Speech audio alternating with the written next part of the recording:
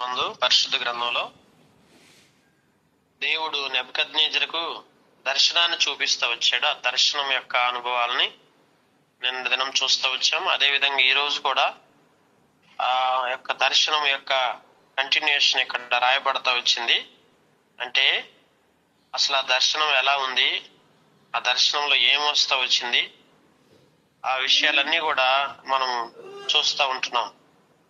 నిజంగా గమనిస్తే పరిశుద్ధ గ్రంథంలో ఒక చెట్టు గురించి, ఆ చెట్టు ఏ విధంగా ఎదుగుతా వచ్చింది, ఆ తర్వాత దాని కొమ్మలు, దాని ఆకులు, దాని పండ్లు అవన్నీ కూడా ఏ విధంగా అభివృద్ధి చెందుతా వచ్చినాయి, ఆ స్థితిని అంతా కూడా మనం చూస్తూ ఉంటున్నాం. తర్వాత మరి దాని యొక్క కొమ్మలు, దాని యొక్క పండ్లు ఎగరగొట్టుడి తీసివేసే విధానాన్ని అదంతా కూడా మనం వివరణగా చూస్తూ వచ్చాం. అయితే మంచునకు తడిసి పశువుల వలె పచ్చికలో నివసించిన దాని మొద్దును ఇనుము ఇత్తడి కలిసిన కట్టుతో కట్టించి పొలంలోని గడ్డి పాలగునట్టు దాని భూమిలో విడివడి, అనగా తడిసి పశువుల వలె పచ్చికలో నివసించిన దాని మొద్దు ఉంటుంది కదా, మొద్దులు, కొమ్మలు, ఆకులు, పండ్లు, తర్వాత మొద్దు అన్నీ కూడా ఎంతగా అయితే అభివృద్ధి చెందుతా వచ్చిందో అంతగా అది నరకబడి, అది ఆయా రీతులుగా మొద్దులను ఒక చోట, ఆకులు, పండ్లు అన్ని కూడా వేరువేరుగా సపరేట్ చేయబడి, అన్ని కూడా విరవబడి, అన్ని కూడా నరకబడి ఎక్కడెక్కడ వేయబడాలి అనేది ఆ దర్శనంలో మరి నెబుకద్నెజరు చూస్తూ వచ్చాడు. ఇప్పుడు 7 కాలము గడుచు వరకు అనుకున్న మారు మనసునకు బదులుగా పశువు మనసు వానికి కలుగును. ఈ ఆజ్ఞ జాగారూకులకు దేవదూతల ప్రకటన అనుసరించి జరుగుతుంది కాబట్టి మరి నిర్ణయమైన పరిశుద్ధుల ప్రకటన అనుసరించి సంభవించును. 7 కాలములు గడుచు వరకు మానవ మనసునకు బదులుగా ఎవరి మనసు వస్తుంది? పశువు మనసు. నిజంగా ఇది చాలా బాధాకరమైన విషయం. ఇలాంటి భావం దీనిలో ఉన్నదన్న విషయం వాస్తవికంగా రాజుకు తెలియదు. అంటే 7 సంవత్సరాల పాటు అతని మనసును, మానవ మనసులాగా ఉన్నటువంటి అతని మనసుని పశువు మనసులాగా మార్చేస్తా ఉంటున్నాడు. పశువులు ఎట్లా ఉంటాయి? పశువులకి ఏమీ తెలియదు, జ్ఞానం తెలియదు, తెలివి లేదు. పశువులు మూర్ఖంగా వ్యవహరిస్తాయి. పశువులు తిండి, ఆహారం కొరకే బ్రతుకుతున్నట్టుంటాయి. ఆత్మీయత ఉండదు. కనుక అసలు మానవ మనసు వేరు, పశువు మనసు వేరు. మానవ మనసుకి అన్ని అందుతాయి, కానీ పశువు మనసుకి ఏమీ అందం. ఒక మనిషి మనసుని పశువు మనసులాగా మార్చేస్తే ఎట్లా ఉంటది? ఆలోచించండి. దేవుడు ఏదైనా చేయగలడు. మనుషులను పశువులాగా మార్చేస్తాడు. ఎందుకంటే మనం దేవునికి విధేయత కలిగి నమ్మకంగా మనం జీవించకపోతే మన మనసుని పశువు మనసులాగా మార్చేస్తాడు. దేవుని బిడ్డలారా, ఉదయకాల సంబంధం ఆలోచించండి. అంటే దేవుడు మనసుని ఎలాగైనా మార్చగలడు. ఏ విధంగా మార్చగల శక్తి దేవునికి ఉంది. ఇది మనకు అర్థమవుతుంది. ఎందుకంటే ఈయనేమీ సాధారణమైన మనిషి కాదు. ఈయనేదో ఒక సాధారణమైన వ్యక్తి కాదు. ఒక నెబుకద్నెజరు అంటే ఆయన రాజ్యం ఎలా ఉందో, ఆయన ఎంత అభివృద్ధి చెందాడో, ఆయన స్థితి ఏమై ఉన్నదో అదంతా కూడా మనం చూసాం.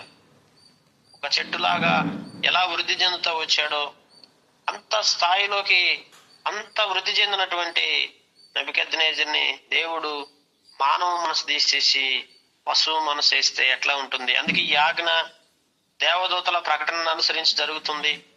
నిర్ణయమైన పరిశుద్ధుల ప్రకటన అనుసరించి సంభవిస్తుంది. ఇది ఎవరి అనుసరించి జరుగుతుందంటే దేవదూతల ప్రకటన ఇది, పరిశుద్ధుల ప్రకటన ఇది.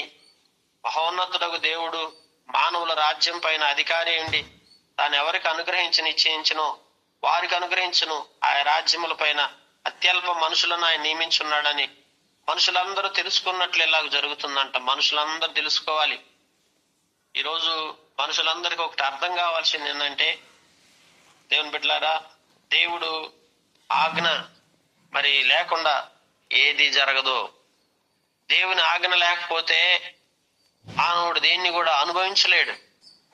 దేవుని ఆజ్ఞ లేకుండా, దేవుని నిర్ణయం లేకుండా మనం ఈ రోజున ఏది కూడా ఆశీర్వాదకరంగా ఉండలేం అనే విషయాన్ని మానవులకు తెలియాలని దేవుడు కోరుకుంటున్నాడు అంటున్నాడు.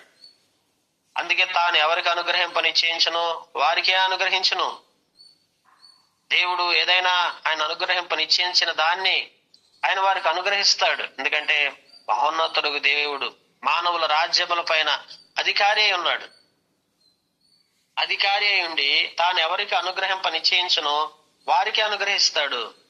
ఆయా రాజ్యముల పైన అత్యల్ప మనుషులను ఆయన నియమించి ఉన్నాడు. మనుషులందరూ తెలుసుకోవాలి ఇది. కనుక రాజ్యాలైనా ఆయన చేతిలోనే ఉన్నాయి. గమనించండి, అధికారాలైనా ఆయన చేతిలోనే ఉన్నాయి. ఏదైనా ఆయన అనుగ్రహిస్తే తప్ప ఈ భూమి మీద మనం ఏది కూడా అనుభవించలేము. కనుక నెబుకద్నెజరుకి మాత్రమే తెలియాలనుకోవట్లేదు దేవుడు.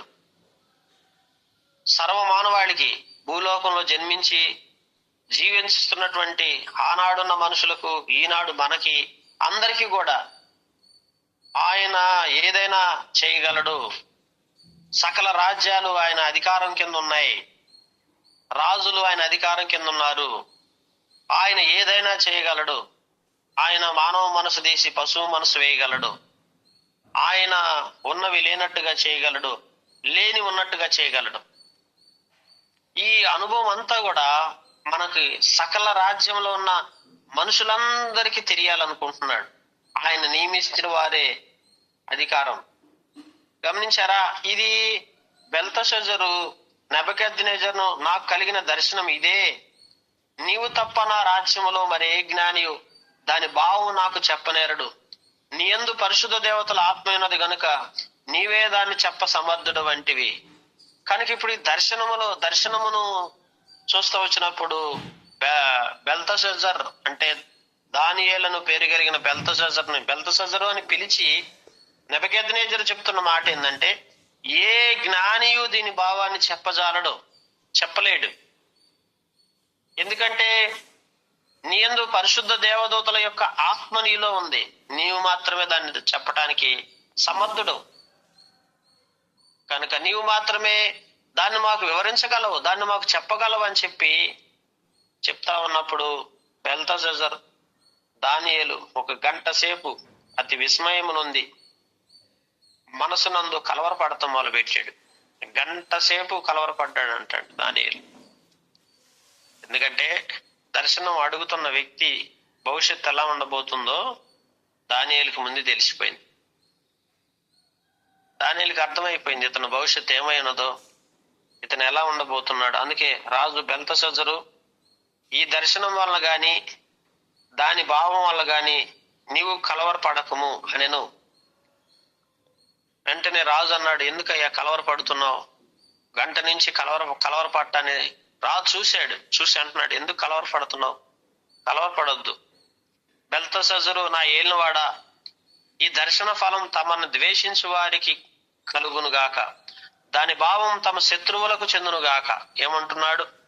ఈ కళ మీకు కాదయ్యా, మీకు చెందాల్సింది కాదు, మీ శత్రువులకు చెందాల్సింది.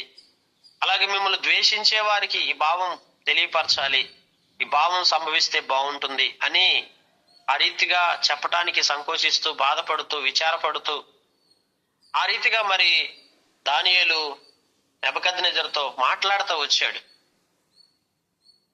చూడండి, ఆ యొక్క బాధను వ్యక్తపరిచాడు. దానియేలు తన జీవితంలో ఆ దర్శనం యొక్క భావాన్ని తెలుసుకున్న తర్వాత తన బాధనంతా వ్యక్తపరుస్తూ ఆ రీతిగా నెబుకద్నెజరుతో మాట్లాడుతూ వచ్చాడు. దేవుని బిడ్డలారా గమనించండి. కనుక చెట్టు బ్రహ్మాండమైంది, దాని కొమ్మలు ఆకాశానంతతో వచ్చినాయి, భూతలమంత విశాలంగా ఉంది, ఆకులు సొగసు దాని పండ్లు విస్తారములుగా కనబడ్డాయి, అందులో సమస్త జీవకోటి చాలినంత ఆహారం ఉంది, దాని నీడన అడవి జంతువులు పండుకొని, దాని కొమ్మల్లో ఆకాశ పక్షులు కూర్చొని ఉన్నాయి. రాజా, ఆ చెట్టు నిన్ను సూచించున్నది. ఆ చెట్టు ఎవరిని సూచిస్తుంది? మనము దర్శనంలో చూసినటువంటి చెట్టు అంటే భూతలం అంతా ఎత్తుగా ఉన్న చెట్టు, జీవకోట్లంతా దాంట్లో వచ్చి ఆహారం తీసుకుంటున్నాయి, అడవి జంతువులు వచ్చి పండుకుంటున్నాయి. ఇంత శ్రేష్టమైనటువంటి అభివృద్ధిని కలిగినటువంటి చెట్టు ఎవరిని చూపిస్తుందంటే ఎవరో కాదు, నిన్నే చూపిస్తుంది. నువ్వు వృద్ధి పొంది మహాబలము గలవాడవైతివి. నీ ప్రభావం వృద్ధి నుండి ఆకాశమంతా ఎత్తు అయిపోయింది. నీ ప్రభుత్వం లోకమంతటా వ్యాపించి ఉన్నది. మహాభివృద్ధి చెందాడు, మహాబలము గలవాడయ్యాడు, ఆకాశమంత ఎత్తుకు ఎదిగాడు. ప్రభుత్వం చూస్తే లోకమంతటా వ్యాపిస్తుంది. అంత పెద్ద ప్రభుత్వం, అంత పెద్ద రాజ్యం, అంత పెద్ద బలం, ఇవన్నీ కూడా నెబుకద్నెజరు తన జీవితంలో కలిగి ఉన్నాడు. అయితే దేవుడు అంటున్నాడు, చెట్టును నరకుము, దాన్ని నాశనము చేయము గాని దాని మొద్దును భూమిలో ఉండనిమ్ము అంటున్నాడండి. దేవుని వాక్యంలో చూడండి, చెట్టును నరికి దాన్ని సమూలంగా నాశనము చేయండి, దాని మొద్దును భూమిలో ఉండనిమ్ము. ఇనుము ఇత్తడి కలిసినటువంటి ఆ యొక్క ఇనుము ఇత్తడి కలిసినటువంటి ఆ కట్టుతో 7 కాలములు గడుచు వరకు దాని పొలంలోని పచ్చికతో దాన్ని కట్టించి ఆకాశపు మంచుకు తడవనిచ్చి పశువులతో పాలు పొందనిమ్మని జాగరూకుడు ఒక పరిశుద్ధుడు పరలోకం నుండి దిగివచ్చి ప్రకటించుట నీవు వింటివి కదా. అంటే ఇప్పుడు ఈ యొక్క మొద్దును ఏం చేయాలి? భూమిలో ఉంచాలి. ఇనుము ఇత్తడి కలిసిన కట్టుతో 7 కాలాలు గడిచేటువంటి వరకు దాన్ని ఇనుముతోను ఇత్తడితో కలిసిన కట్టుతో కట్లు వేసి దాన్ని భూమిలో ఉంచి ఆకాశపు మంచునకు తడవనిచ్చి పశువులతో పాలు పొందనిమ్మని జాగారూకుడు ఒక పరిశుద్ధుడు పరలోకం నుండి చెప్పుట వింటిని. కనుక ఎవరు నెబుకద్నెజరు జీవితం ఎలా అయిపోయిందో చూడండి. ఒక పశువు మనసు కలిగి ఆ పశువులతో పాటు కలిసి గడ్డి మేసే విధంగా, పశువులతో పాటు కలిసి నివసించే విధంగా దేవుడు అంతటి శాపాన్ని నెబుకద్నెజరుకి మరి ఇస్తా వచ్చాడు. దేవుని బిడ్డలారా గమనించండి, ఉదయకాల సంబంధు పరిశుద్ధ గ్రంథంలో మనం చూస్తా వచ్చినట్లయితే నెబుకద్నెజరు జీవితం ఎంత భయానకమైన పరిస్థితి సంభవిస్తూ వచ్చిందో చూడండి. ఈరోజు దేవుని బిడ్డలారా, ఆయన సకల రాజ్యాలకి అధికారి. ఆయన ఏదైనా చేయగలిగినటువంటి దేవుడు. కనుక మన యొక్క జీవితంలో దేవుని పట్ల మనం విధేయత కలిగి జీవిద్దాం, నమ్మకంగా జీవిద్దాం.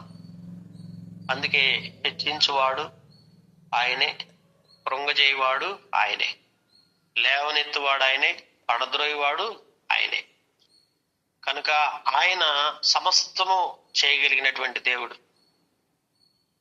ఆయన లేకుండా ఏది కలగదు, ఆయన లేకుండా ఏది కూడా జరగదు. ప్రియమైనటువంటి వాళ్ళ ఉదయకాల సంబంధు మరి నెబుకద్నెజరు జీవితాన్ని బట్టి మనకేం అర్థమవుతుంది? నెబుకద్నెజరుని మానవ మనసు తీసేసి పశువు మనసులాగా చేయటమే కాదు, అసలు పశువులాగానే మనిషిని మార్చివేశాడు,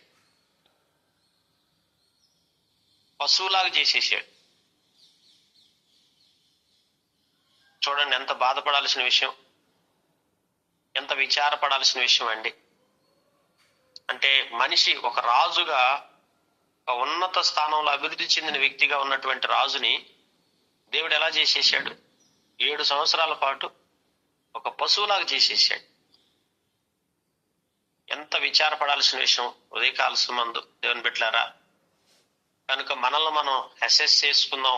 మన వ్యక్తిగత జీవితంలో మనం ఎట్లా ఉంటున్నాం? దేవుడికి నమ్మకంగా జీవించగలుగుతున్నామా? ఆత్మీయంగా ఉండగలుగుతున్నామా?